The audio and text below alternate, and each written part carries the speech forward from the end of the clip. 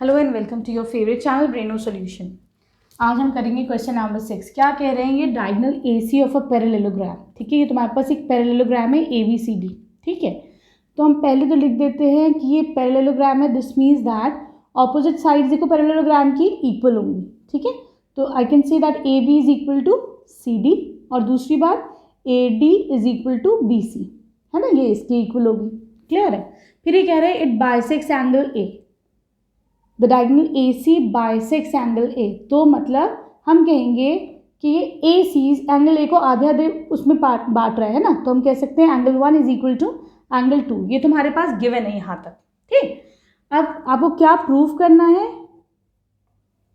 That AC bisects angle C also. तो मतलब हमें प्रूव करना है angle 3 is equal to angle 4। ये तुम्हारा एंगल 3, ये तुम्हारा एंगल 4 है। ठीक है, क्लियर है। तो देखो बच्चों, हम क्या करते हैं यहाँ पर इन ट्रायंगल ABC, देखो यहाँ पर तुम्हारा angle 1 is equal to angle 2 है। एंगल 1 एंगल 2 की इक्वल है बच्चों, है ना। और तुम्हारा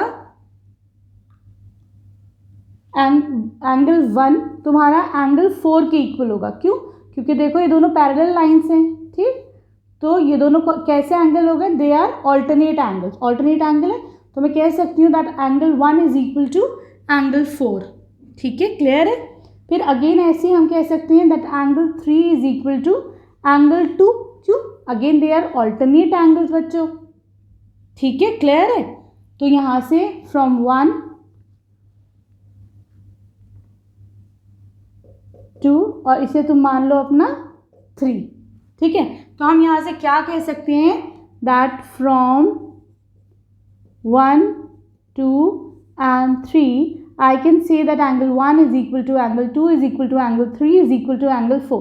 इसका मतलब क्या हुआ, इसका मतलब हुआ कि AC एंगल 3 एंगल 4 के इक्वल है ना, that AC bisects angle C।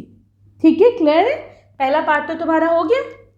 अब आ जाओ इसके सेकंड पार्ट पे कि ये एक रोम्बस है। ठीक है ना, चलो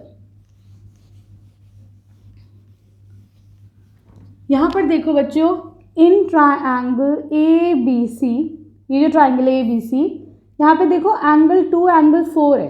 एंगल 2 इक्वल टू एंगल 4 है। जब दो एंगल्स इक्वल होते हैं तो I can say that AB is equal to BC। क्यों? सेम एंगल्स के सामने वाली साइड्स भी इक्वल होती है। ऑपोजिट साइड्स आर इक्वल, है ना, ऑपोजिट साइड्स आर इक्वल। ठीक है, क्योंकि when the angles are equal तो उसकी जो ऑपोजिट साइड्स होती हैं दे आर ऑल्सो इक्वल। तो हम यहाँ से कह सकते हैं that AB is equal to BC। ठीक है, क्लियर है। इसको तुम मान लो अपना 4th मान लो इसको। ठीक है, अब देखो बच्चों, यहाँ पर ये तुम्हारा जो गिवन था इसको तुम 6 मान लो, है ना, दैट वी नो। इसे अभी मत मानो, एक सेकंड।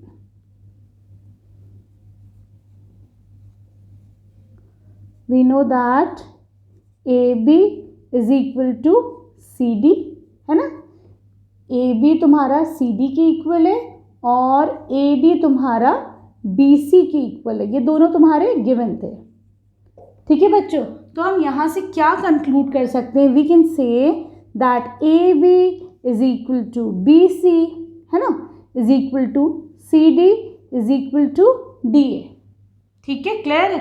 और ये कब होता है, when it is a rhombus। तो here we can say that ABCD is a rhombus। ठीक है, आ गई बात समझ में। अब आ जाओ इसके क्वेश्चन नंबर 7 पर।